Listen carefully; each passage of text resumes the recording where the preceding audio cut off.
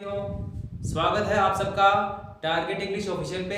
और जैसा कि मेरा लास्ट वीडियो मैंने अपडेट किया था आप लोगों के लिए, वो कैंडिडेट जो कि आरपीएससी फर्स्ट ग्रेड इंग्लिश से प्रिपरेशन कर रहे हैं और वो कैंडिडेट जो कि सेकंड ग्रेड इंग्लिश से भी प्रिपरेशन कर रहे हैं, तो मैंने जैसे कि लास्ट वीडियो में आप लोगों को बताया था कि मैं अब आपका लिटरेचर का पोर्शन भी स्टार्ट करने वाला हूं।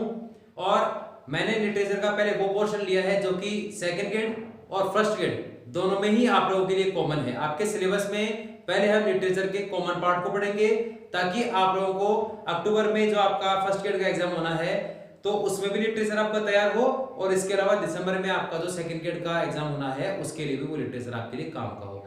अब लिटरेचर में पहले हम स्टडी करेंगे उस पोर्शन की जो कि दोनों ही एग्जाम्स में कॉमन है। उसके बाद पूरा कॉमन सिलेबस कंप्लीट होने के बाद आपका सेकंड ग्रेड के लिए 2 क्लासेस ऑलरेडी आपके कंटिन्यू रहेंगी और इसके अलावा फर्स्ट ग्रेड के लिए आपका एक क्लास में कंटिन्यू कर दूंगा। तो इस प्रकार से आज का जो आपका फर्स्ट क्लास है लिटरेचर से रिलेटेड आरपीएससी सेकंड ग्रेड और फर्स्ट ग्रेड इंग्लिश से, तो अब आप लोगों को मैं आज की इस क्लास में डिस्कस करने वाला हूं आपके सिलेबस में लिटरेचर का first part and that is figures of speech. अच्छे से कंफर्म करें इस बात को, और मैं आपको पूरा आपका इस बात का आपको मैं दावा कर रहा हूं कि आप लोगों का लिटरेचर का जो भी पोर्शन है मैं अपनी तरफ से तो पूरा बेस्ट ट्राई करूंगा आप लोगों के लिए। I will try my best for your good marks. आप लोगों के लिए अच्छे मार्क्स के लिए मैं अपनी तरफ से पूरा श्रेष्ठ प्रयास करूंगा।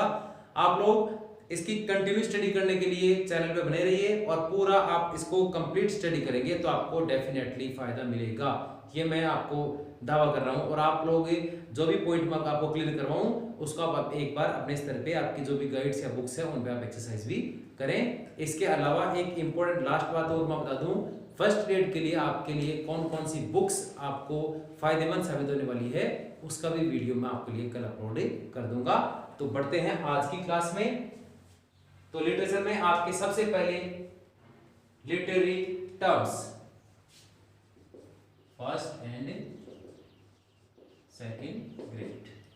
तो लिटरेरी टर्म्स में we can divide literary terms into two parts. First one is known as figures of speech and second one is known as literary forms. तो फर्स्ट आपका जो फिगर्स ऑफ स्पीच है इसमें आपके लगभग 6 या 7 आपके फिगर्स ऑफ स्पीच दे रखे हैं सेकंड ग्रेड के लिए और लगभग 7-8 आपके फिगर्स ऑफ स्पीच दे रखे हैं फर्स्ट ग्रेड के लिए। तो हम कंप्लीट इसकी स्टडी करेंगे और इसके बाद फिगर्स ऑफ स्पीच कंप्लीट करने के बाद मूव करेंगे आपके लिटरेरी फॉर्म्स के लिए जो कि दोनों में ही कॉमन है। अब हम बात करते हैं सबसे पहले फिगर्स ऑफ स्पीच की। तो फिगर्स ऑफ स्पीच में सबसे पहला आपका बहुत ही फेमस और बहुत ही कॉमन फिगर ऑफ स्पीच है दैट इज सिमिली। तो अब आपके जो सिमिली है उसके लिए मैं कंप्लीट नोट आप लोगों के लिए तैयार कर दिया है और इसमें से बाहर आपके सिमिली का क्वेश्चन नहीं जा सकता। अच्छे से डेफिनेशन और एग्जांपल के थ्रू इसको आप अच्छे से कंसल्ट करें। तो बात करते हैं सिमिली की। इसमें it is a direct comparison. देखिए आपको मैं एक एक चीज क्लियर करता हूं। फर्स्ट वन डायरेक्ट कंपैरिजन यानी सीधा सीधा कंपैरिजन है किसके बीच, बिटवीन टू डिसिमिलर ऑब्जेक्ट्स, दो डिसिमिलर ऑब्जेक्ट के बीच। ये भी इंपॉर्टेंट पॉइंट है, यहां अच्छे से कंफर्म करें। यहां पे सिमिलर ऑब्जेक्ट के बीच कंपैरिजन नहीं है, ये डायरेक्ट कंपैरिजन है डिसिमिलर ऑब्जेक्ट के बीच। कितनी, 2 ऑब्जेक्ट के बीच। अब नेक्स्ट मूव करते हैं। Having 1 point of similarity. अब आपका ये हो गया इसे पॉइंट नंबर 3 कि इन दोनों डिसिमिलर ऑब्जेक्ट के बीच 1 पॉइंट होगा किसी न किसी सिमिलैरिटी का। तो इस प्रकार से डेफिनेशन बनी आपके, it is a direct comparison not indirect comparison between 2 dissimilar objects, not similar objects having 1 point of similarity. तो इस प्रकार से डेफिनेशन में हमने डिस्कस किया कि आपके 2 डिसिमिलर ऑब्जेक्ट में डायरेक्ट कंपैरिजन होगा किसी न किसी सिमिलैरिटी के पॉइंट को लेकर और वो होगा आपके सिमिली। अब इसी में एक और चीज है इसमें और वो है आपके द वर्ड्स। अब कौन कौन से वर्ड है जिनकी सहायता से आप उस सेंटेंस को रीड करके पता करेंगे कि इसमें सिमिली जो है फिगर्स ऑफ स्पीच है। इसमें वर्ड्स आपके as, like, so and then, ये आपके वो वर्ड्स हैं जो कि सिमिली को आपको आइडेंटिफाई करवाने में मदद करेंगे। एग्जांपल से मूव करेंगे हम लोग। देखना the words as like so then are used to express the direct comparison. तो डायरेक्ट कंपैरिजन को शो करने के लिए कुछ वर्ड्स हैं जिनको देख के आप फाइंड आउट करेंगे कि this sentence is an example of a simile. तो आपके यहाँ ये दोनों ही चीजें मैं क्लियर कर चुका हूं। अच्छे से इस चीज को क्लियर कर लें आप लोग कि it is a direct comparison. First बात ध्यान रखना, direct comparison between two dissimilar object, जो कि मैंने वो कंफर्म कर दिया है। टू डिसिमिलर ऑब्जेक्ट के बीच में डायरेक्ट कंपैरिजन है, having one point of similarity and it is known as a simile. और इसमें वर्ड्स कौन कौन से यूज करेंगे, as, like, so and then. इन वर्ड्स को देख के आप लोग आइडेंटिफाई कर सकते हो कि इस सेंटेंस में सिमिली का यूज किया गया है। अब एग्जांपल आपके सामने मैंने यहाँ आपको एक्सप्रेस कर दिए हैं। फर्स्ट वन देखें, Rajiv is as brave as a lion. पहली चीज आप देखें, इसमें हमने क्या किया, डायरेक्ट कंपैरिजन। क्या ये डायरेक्ट कंपैरिजन है? बिल्कुल है, राजीव और लायन के बीच में डायरेक्ट कंपैरिजन है बिटवीन टू डिसिमिलर ऑब्जेक्ट। अब यहाँ देखें कि राजीव और लायन ये दो डिसिमिलर ऑब्जेक्ट है कि सेम है। ये पर्सन है, ये आपके एनिमल हो गया, तो डिसिमिलर ऑब्जेक्ट है और having one point of similarity. अब सिमिलरिटी के किस पॉइंट की बात कर रहा है वो? अब यहाँ वो बात कर रहा है उन दोनों के ब्रेव होने की। तो राजीव जो है उसको लायन के समान ही ब्रेव बता रहा है, मींस यहाँ वो बात कर रहा है आपके ब्रेवरी की, बहादुरी की बात कर रहा है।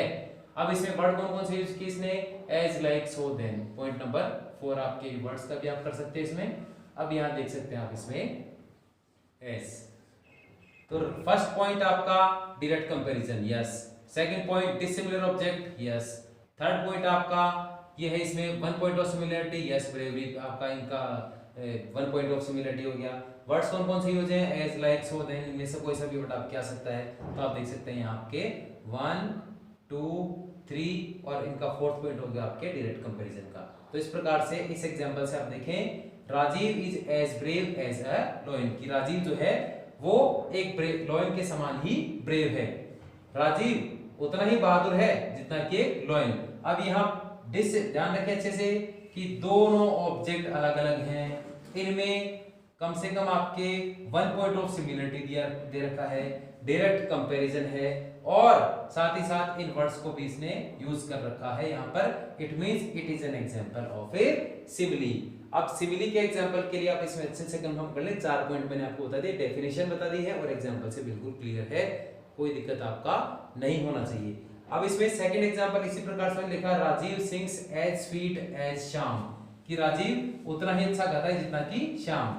अब इसमें आप अच्छे से करें, डायरेक्ट कंपैरिजन है, बिल्कुल है, लेकिन डिसिमिलर ऑब्जेक्ट है कि नहीं है। यहाँ राजीव पर्सन है और यहाँ श्याम भी पर्सन है, तो ये आपका सिमिली का एग्जांपल नहीं है। बिल्कुल अच्छे से क्लियर कर ले ये बात है।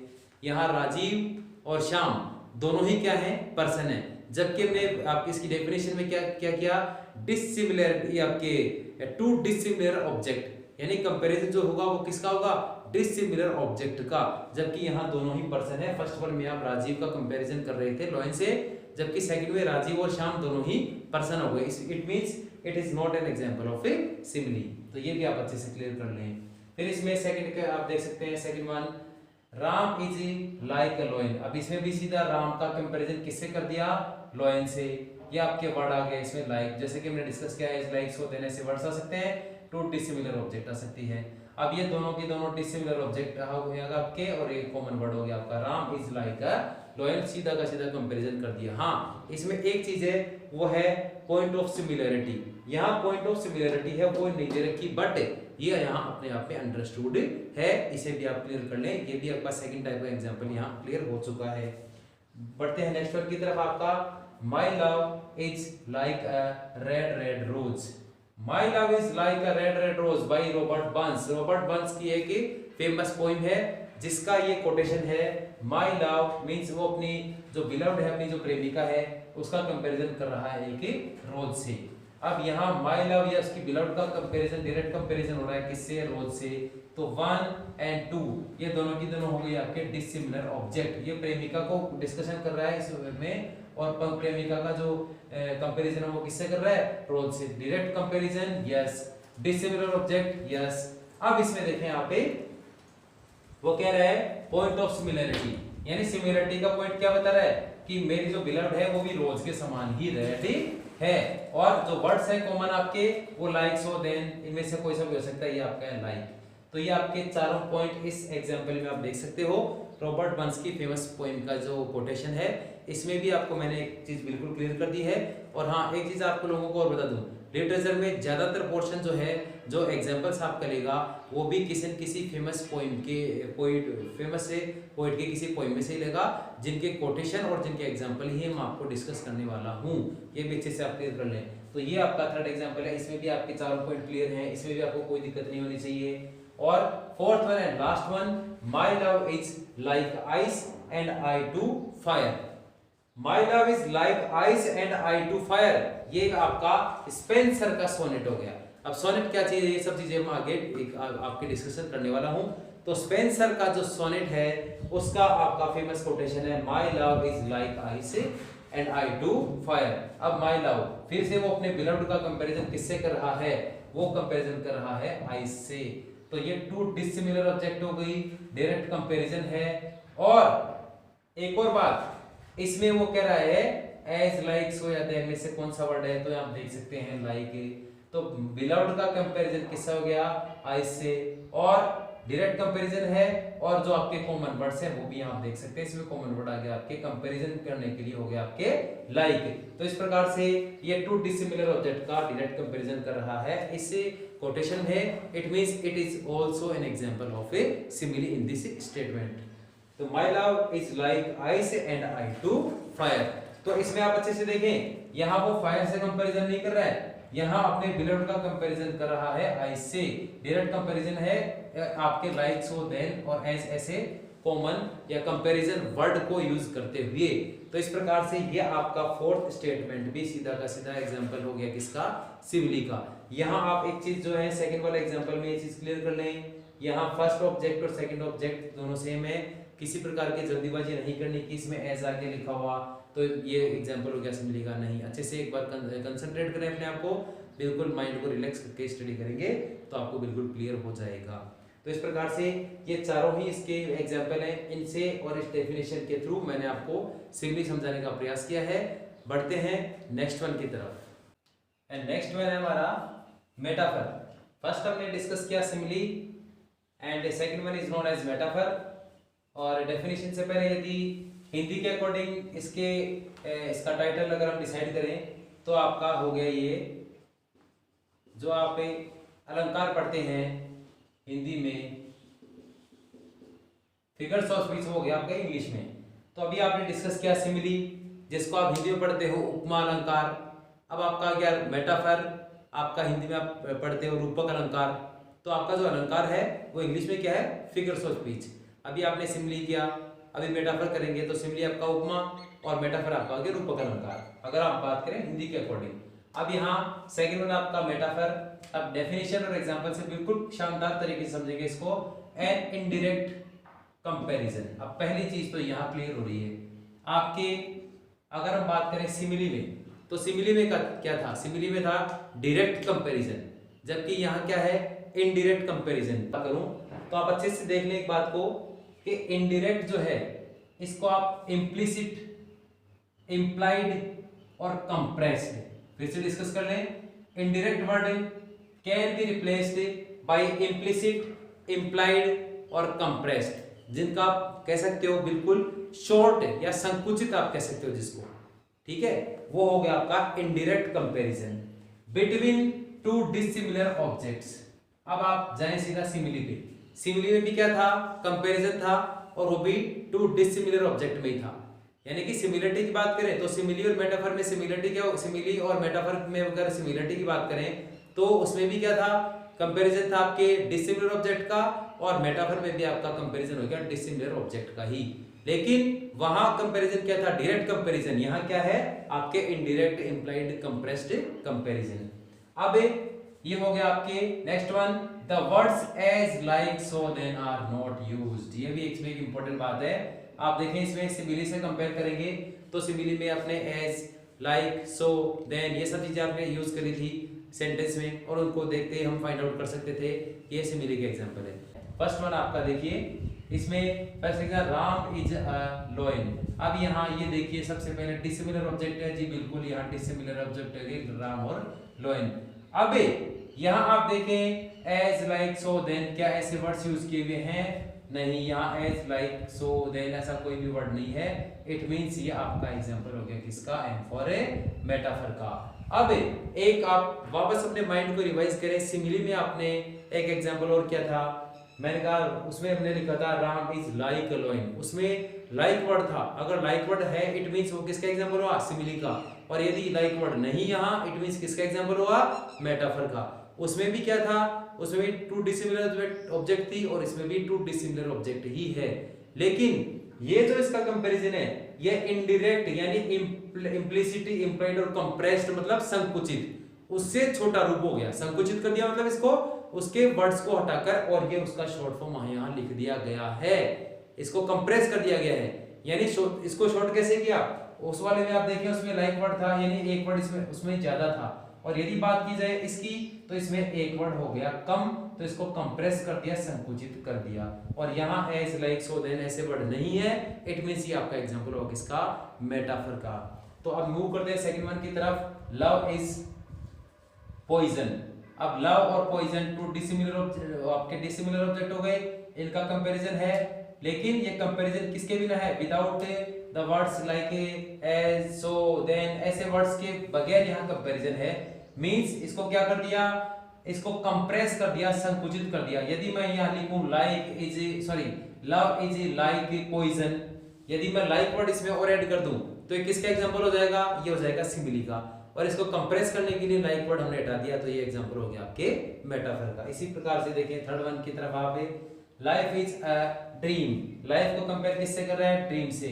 और without the use of these kinds of words it means it is also an example of a M for metaphor.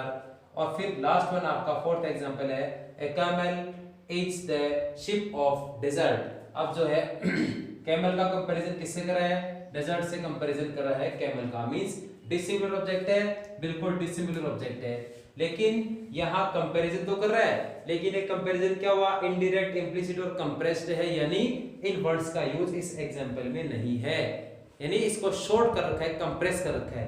अब अगर ये वर्ड्स दिए गए सेंटेंस में नहीं है और डिसिमिलर ऑब्जेक्ट में कंपेयर हो रहा है, it means it is also an example of A metaphor. तो ये भी आपका हो गया मेटाफर।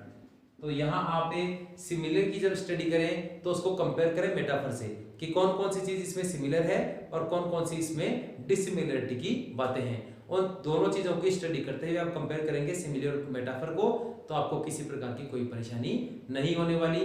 और अगर आप मोटी मोटी बात करें जैसे इसके सिमिलरिटी का एक पॉइंट, तो इसमें होगा दोनों ही में ही डिसिमिलर ऑब्जेक्ट कंपैरिजन है।